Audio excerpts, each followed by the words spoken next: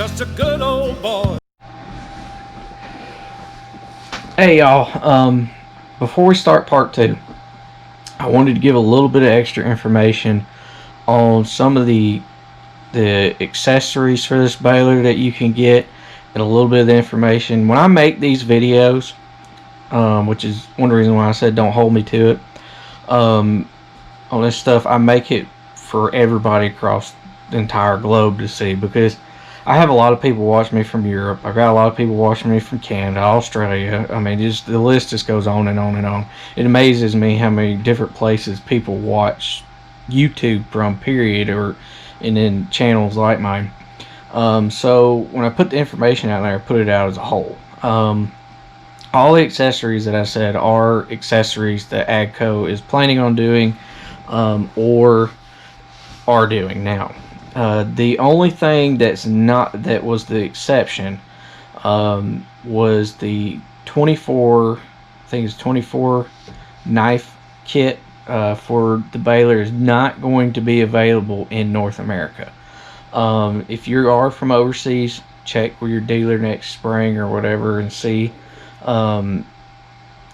if that's available in your area. But it is something they're doing. It might show up over here. It may be a couple years down the road. You never know. It's like everything with business and stuff. It just depends on what the demand is, and if it's worthwhile for them if there's enough demand to justify putting it here in North America. So it's going to come down to that. So if y'all are interested in a 24 knife bank baler, let your dealers know.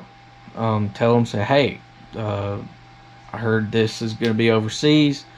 When you think they can get it here, tell them to pass the word along that you're interested in it here in North America, because the more people that do that, the more chance there is of them bringing it here, to where it is available here in North America for Canada and the United States, for us to have that as an option. The swivel wheels, the twine, and the I think, what was the other thing, the dry hay kit. You can get all those. They're available through AGCO parts, through the accessories department. When you order a baler, if you want those kits put on, you can just tell the dealer when you order them, and when the baler comes in, the dealer will put them on there for you before you receive the baler. So that's kind of how that works, but it is through the accessories part of AGCO parts, so the dealer will have to put those kits on, and swap out the existing parts on the baler. The way my baler is, I believe, is the way the new balers are going to be coming. I'm not 100% sure. Again, don't hold me to it. I'm just a farmer and rancher out here doing this. I'm just kind of looking at it as a distance and guessing. But I did talk to my rep though about the 24 bank. That was one thing that he wanted me to let everybody know here in North America, that it isn't going to be available here yet. But it will, I think, pretty sure it's going to be available overseas. So that was the one thing. So y'all enjoy this video. A lot of good stuff in here. Again, don't forget to subscribe and comment. Give us some thumbs up. Appreciate y'all. See ya. Those have regular grease certs that you can access from the inside. Everything on this baler is greasable. It has auto oilers on every chain. They use a pad kind of, may have to show you on the other side. I can't, oh, there's one. They have a pad kind of little oiler tubes that comes over. The oiler's on the other side. Really like that. Grease banks on pretty much everything other than just stuff that's like this. It's real easy to get to. That's going up and down, and they can't put grease lines on it. But you have a small one here for the tailgate. There's another one on the other side that comes all the way over here and greases this side. You also have grease certs here and one right there. Again, those parts all move, so they can't put grease lines on those. Right here's another one of those little blocks for this side, but here's your main grease block. I can grease the entire baler other than the drive shaft components and these handful of grease fittings here and there, and just little places that's easy right here too to get to right here. Those lines go all the way through the baler to the other side and back over here. Everything's accessible to be greased very easily, which saves time. Another question I got from Farming 4G. He wanted to know how easy is everything to access to work on this thing. It's as easy as working on any baler I've ever seen. It's all right in front of you. The bearings, let's climb up top. I'm gonna climb all the way up top. I know this video is getting long, but I want to go over this thing good. I want to give y'all a good review of this baler. I'll show y'all some of the features and why I bought this thing. We'll go all the way up here. You don't have to do this, but I want to get up here and I want to get good close look at these large bearings. They're on a pillar block bearing that's greasable. There's your grease line coming in from the bottom. You got 2 bolts right here and here that you can pull out, set this whole pillar block out, and access your bearings. It's very easy to get to remove it. It's literally 4 bolts, and you take that whole roller off. 4 bolts, whole thing off. Everything on this thing is extremely accessible to get to work on it. I'm gonna climb my butt back off here. Normally you would not get up here, and I don't recommend it, but I wanted to get up close personal look at those pillar block bearings. That was another thing that really impressed me, was how big those things are and how heavy they are. Everything is easy to get to. Your other rollers is down there. It's got bolts in them that's right on the side. You can pull them out and drop them right out. That's in between the chamber. In here there's another pillar block bearing. It's right here. Here's your bolt head there. The other one is right here.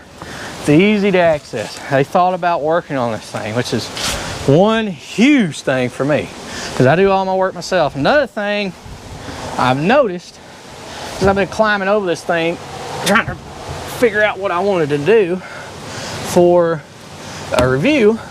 I noticed these are removable. This is your hinge for your tailgate. A lot of y'all probably think, huh?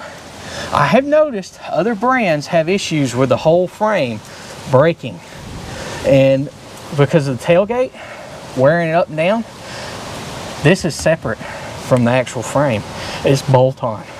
So if you have an issue, which I don't think you will, as thick as steel as that is, with this baler's hinges on the tailgate, you can pull these 3 bolts, or actually 4, 1, 2, 3, 4, out and take them off each hinge and replace it. First time I've ever seen that on a baler too.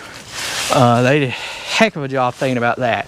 I can't say enough about how easy this thing is to work on and access everything. Here's your bale ramp. I'm accustomed to a bar being across here on my other one, which it doesn't matter, but this is the kicker. It comes out, it pushes the springs down. Like I said, you never have it. It's straight up in there, first of all, to get out. So you're not gonna have any issue getting the bale out. But these things kick the bale out so quick, they clear the ramp even going uphill. And I'm talking about steep hills. I live in North Georgia and kind of close to the Blue Ridge Mountains. I'm on some hills in certain places, and it will throw them up past that. You don't need a hydraulic kicker. Those things are a thing of the past on these newer style balers. But there's that. It comes with chocks to chalk the tires, which is nice. My other one didn't have that, if you need to do that.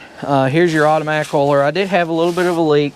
That's one thing they're gonna, I think I got it fixed, but I'm gonna have them double check it. I've got to take it back for a recall for a safety chain, I think, to go around the hitch that didn't come with.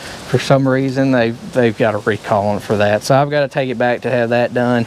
And while I've got it there, I'm gonna have them take a look at that oiler just to make sure it's not leaking anymore. But one of the lines wasn't plugged in all the way. Took me a little bit to find it. Finally found it, and now it's not leaking anymore. I haven't washed it since then. Here's your solenoid block I was talking about for the different choices of valves to work the floor and everything. To unlock your knives, they're real easy to get out. You just pull this down and unlocks them. Drop your floor a little bit, and with your tailgate open, you can pull those out. And that's how they lock and unlock in there. Oilers right here, real easy access, large cap, so that way you can dump it down in there. Comes with a screen in it to keep any trash from getting in there to mess up the pump. thing on there. Dang it, I cross-threaded it. There we go. This is mostly all your net system stuff right here. This is the computer. All these newer style balers, even the more traditional style now, the computers are actually not in the cab anymore with the monitor. The monitor is just a monitor, like a computer monitor. The computer itself is now located on the baler. The last baler I was running had that. Even the traditional balers now going to that. With it. Another thing, sensors. My old baler didn't have any sensors on it, pretty much. It was all mechanical other than just a couple. Never had an issue with those. These sensors here, if you have a Vermeer, are basically the same. There's right here's one. They're the same as the ones on the fill bars on the Vermeers, but they have the same sensors pretty well all over the whole baler. So if you have an issue with one of the sensors, you can pull a sensor that's crucial. You can pull a sensor that's not crucial from one spot, put it to where the other one is. If you can't get one that day or something for some reason, and then you can put it where the crucial one's at and keep going. So if you're worried about that, here's a plot chart to show all the different places that each one of these grease fittings goes to. It has the lines numbered and the bearings numbered, or which ones it accesses and gets to. See this side here, it's not the drive side for the pickups. It just has a single chain that goes around like that. It's simple, easy to access and use. You just pull 3 bolts out and you pull the pin off. Real easy there. All this complicated stuff that you're seeing that's freaking you out, look from here back. That's basically what I'm going to tell you, because this is normally on the back of the baler on a traditional baler. That's why everybody gets so freaked out when they see one of these balers, is because of all this, and it freaks everybody out in any baler on these newer style silage balers, because this is normally on the back, so you don't have any of this and it looks like that up here. But this doesn't have a net system on the back. It's right here. So that's why it's all under one door. So that's why it's a little bit cluttery kind of looking, but it's easy to blow out. All of it drops right through, comes right out. They did a really good job designing it to just fall straight through and not collect hay. A lot of people say, why is it belt driven? Well, the rear loads either have an actuator, which this one has an actuator. It's right here. It's not electric, it's hydraulic. I don't like the electric ones because they can go bad more often than the little hydraulic cylinder here can. What this one does is it pushes a roller forward into the other rollers and it starts the net that way. The other net systems on the rear load, they either have an electric motor to spin the feed roller, which is what this belt's for, but it runs off the drive of the other rollers. You can't do that on a rear load, so they have an electric motor to do that. You know, there's no need an electric motor on these because you can access actual drive off the other baler, and then if it goes, a belt's a lot cheaper than a motor to replace, is basically what I'm getting at. Or if your actuators, they'll have an actuator that pushes the net into the belts to start it, which leads to tearing. Don't even get me started on that. That's electric. You have to deal with that on a rear load. So it's no different really than a rear load. It's just the way it's positioned and worked. And the belts are because it uses an actual drive without electric motor to spin a feed roller to start the net, if that's how it works. So don't get freaked out. It's basically the same as what you have in a traditional baler from there back. From here forward is all your net stuff. It works exactly the same as the rear loads. It's just on the front, and the belts kind of freak people out too. That's another thing, but they use those instead of using an expensive drive motor to turn the net. And again, they work better. Really like the net system. It's pretty well flawless. There is one thing I'll go over in a minute that is part of the dry hay kit that they come out with to go on these to help. But big, heavy, beefy chains here. Another thing down here, these pickup throats on the throat of these balers flex, and they go up and down and move. So if you do have a large wad come in, it will give some to make it easier on the tractor so it doesn't pull it down when it's trying to suck that wad in. These springs here allow that floor to kind of walk and ease that hay in there, which helps again on fuel usage, difficulty pulling with the tractor, and it really helps feed that hay a lot nicer and better into the baler. So let's go ahead and open it up and we'll take a look on the inside. I know I'm at 47 minutes, but I'm trying to get everything into this because I know there's going to be people wanting to look at these balers to buy them, and they're going to want to know all this stuff. So let me open it up.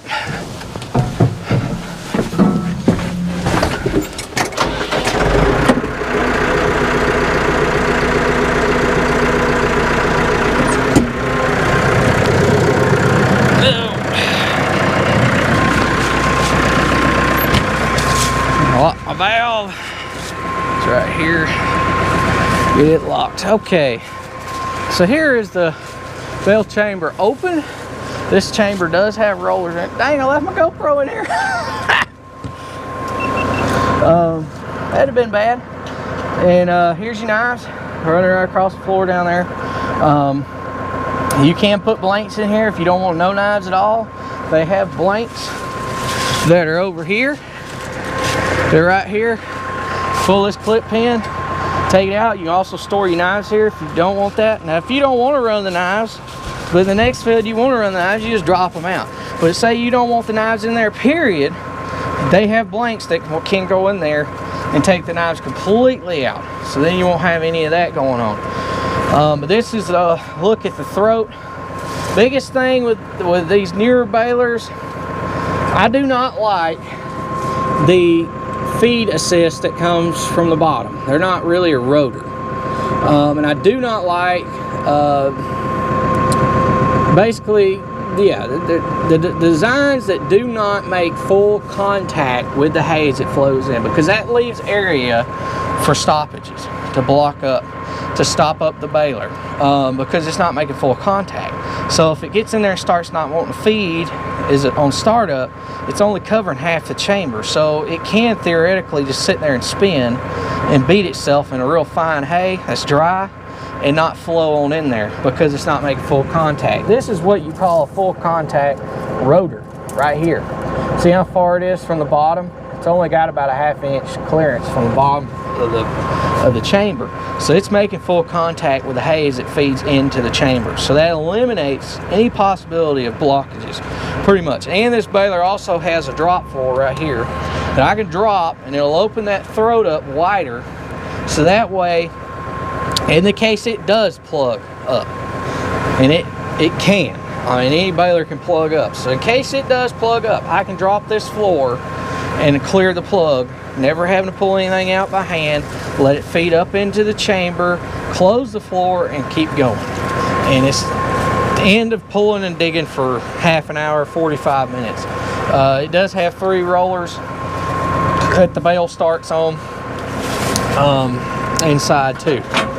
So that's pretty well everything. Let me show y'all. On the one thing I have had a little bit of issue with, which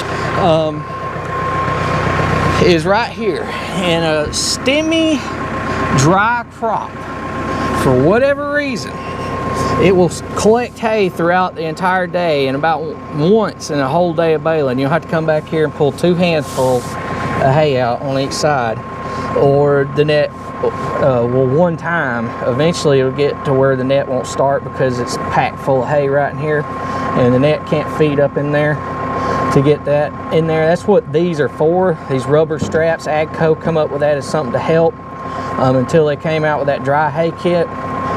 These are to keep the hay right here instead of going down in there. They work pretty good, but if you are in a real bad, stemmy, mature, dry hay situation, like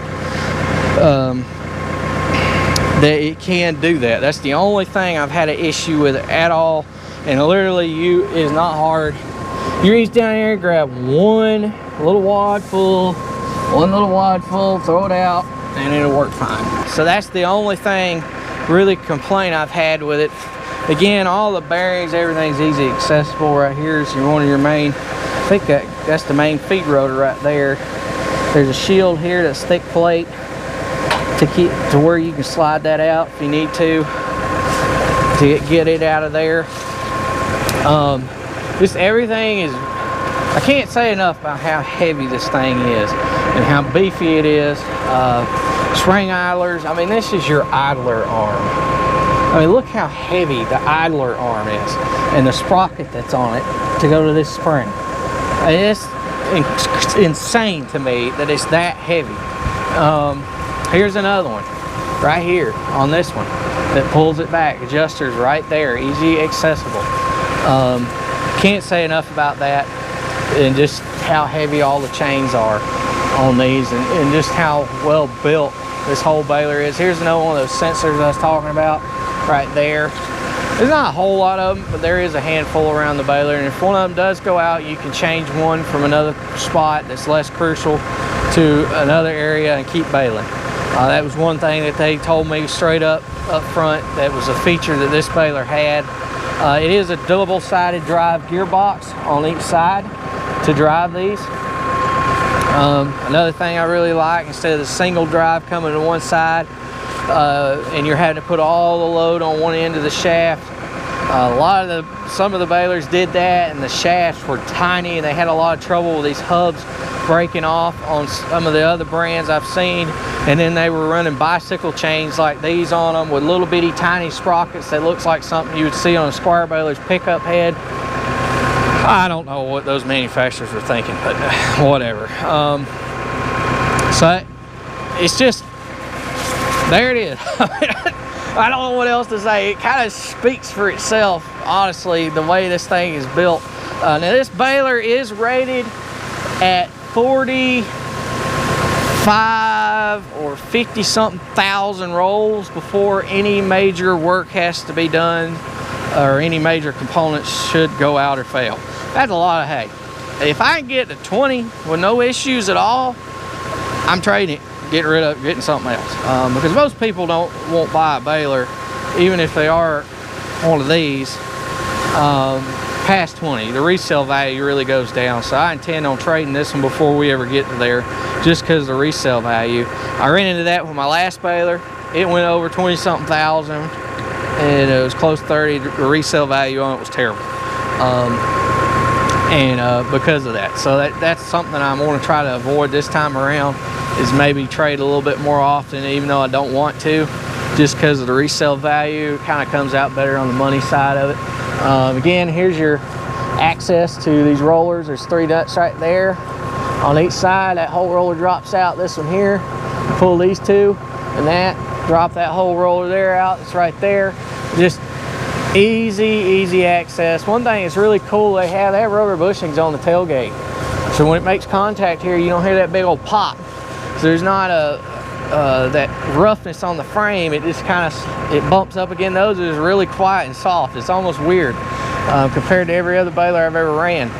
They really took a lot of account into making the tailgate, being it is so big, close easier. Now, one thing, if I had to suggest anything, there's a few things I want to see them change on these personally. One's this. I want to see this widened out. I want to see these flares extended out to here and straightened, probably to right about there. Really just straighten this out, make it maybe 2 inches longer. I think it'll be great. Might have to cut it down just a little bit right there, just because of the contact problems with this when they extend it out. Just drop it down to right there, and then extend that out. Maybe make a little indent, cut out right there, and make it taller here if they're worried about it coming over. It's one thing they could do to help with that issue. Get rid of these, put the swivel wheels they have on there on, and don't even have those anymore. I would love it, and they know I want this, a latch right there that you can grab with your hand and turn it, and not have to use a dang tool. All these European style balers, they have double latches now, because that's what the government requires. This one's all right. Think about taking that one off and just using this one. You just reach right here, pull it, and open the door. But with that double latch one, you have to take a tool to open that. My Klaus was that way. I hate that. Put a little handle or something there, so that way we just walk up there, click it, and then hit that when it opens. It locks the same. They know I don't like that. But I've griped about that on a lot of different balers. So It's a European thing. I don't know why, but this is America. Put latch handles on ours here in America. And really, they don't need a second one here in the United States. They could take that off and just leave that one on, or leave that one on and take the other one off. Let's see. The other thing would be make the chamber spin faster. That's one thing I would suggest, is do that. They could make the chamber spin a little bit faster. That'll help with your tie time. It also thin down your layers, which will make it even more dense, which is crazy to think about. This thing already makes a super dense bale as it is. I think that's something they could probably look at. Do PSIs instead of a tier system. And what was the other thing? There was something else that I'd like to see done to the wide belt. Somebody was asking me about wide belts versus narrow. Yes, this thing's locked. I do not like the narrows with multiple belts. I like the big 4 belts across here. I don't like the big single belts, because where they are nice, they would be extremely expensive to replace. And it is nice to have a little bit of a gap in here, so that way you can see into the baler. But I do like these big wide 4 belts. It helps with the formation of the bale. There's less hay loss in between the belts. They don't twist. No, I don't have these big ones to twist. The little narrow ones, we've had those on balers before. They're bad to twist. They're the worst to twist. I love the endless belts. They last a long time. When they do go bad, you just cut them out and put a laced belt in it. Or they do have infusers. I think some dealers have infusers to infuse these back together and put endless belts back in them, instead of having to take all the rollers out. But most people just go with the option of putting the lace belts back in with the alligator laces or something like that, instead of doing the endless back. But these belts will last for a long time, being they're endless, as long as they don't get any cuts or holes punched in them. That's one thing you kind of run into with any belt baler, is sometimes it happens. Sometimes they'll get a piece of metal in there that you don't even know about, get into the baler, and then it'll punch through the belt. One thing I heard with these rotors from people when they first started seeing them on round balers is if a limb goes in, it's going to go in automatically. Not necessarily. They'll actually bump the rotor and just sit there in the pickup head until you see it and pull it out. It's the strangest thing. The other baler I did the same thing. Either that, if it does flow in, by the time it gets into the baler chamber, they're cut up in little bitty pieces, depending on how big it is, but it'll pretty well bust it up. If it's big, it'll just sit there and it won't go in.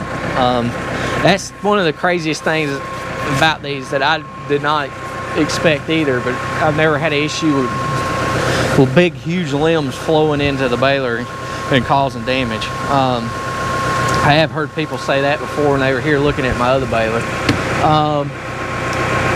Yeah, I placed that spring with a hydraulic cylinder, which there's nothing wrong with the way it is. This is a great baler the way it sits. Great baler. I really like it. I truly believe that this is one of the best balers, if not the best baler on the market. It just has so many features I can go over. With the net system, this one, some balers have a hydraulic brake. This one has a manual brake, but it's an electronic drop manual brake. So it's not mechanical, and as it spins, it'll drop off after it spins so long, like the Klaus is. This one will drop when it's got enough net on it, and it's run long enough, it times itself to drop it. And that's the way it works. And you don't have to, if it doesn't tie, you don't have to get out and reset it like the Klaus. There's other balers out there that have the Klaus's net system, but with a few other things like a hydraulic brake and everything else. That's very expensive to replace if something goes wrong with that. This one is still a manual drop, but it does have an electric thing that tells it when to drop. So it's cheaper. We'll put it that way. It's the best of both worlds. We'll put it that way. And then the suspended net, the other competition I've seen does not have that. From a front load, as far as the two balers I'd say that compete with this mostly, I'm not trying to offend anybody, but the two top balers I'd say that competes with this is the McHale and the Klaus. Neither one of those have this net suspended net system. Both of those balers have the trough net system, which I've already went over, that I don't like for the obvious reasons. And I've had a lot of experience with those, and I just don't like them. I like that system better. I like these big swing doors on the sides. It makes everything really easy to access. You don't have to walk around a door either when you're working on it. This is, again, the 4160V RB Massey Ferguson. If you're interested in one of these, you can find them at Kane Equipment, which is where I bought mine. They're really good people to deal with. They're good friends of mine. I've been dealing with them for years. They're our local Massey Ferguson dealer. And I can't say enough, if y'all are in the Southeast, check them out. They're a really good dealer. They ship and deliver pretty much all over the country these days. And people drive from everywhere to see them. I've heard of people driving all the way. They've watched me from out towards the Midwest, towards the West Coast, back out here just to get equipment because they bought it so much cheaper here than they could buy it at home. So don't hesitate to call them, because sometimes the drive's worth it with the savings you get. I mean, for $4,000 or $5,000, hell, I'd drive halfway across the country myself to save that. I mean, it's worth it just to get it there. So highly recommend Kane Equipment if y'all want to check them out. But I really can't say enough about this, and Massey Ferguson has delivered on a round baler here.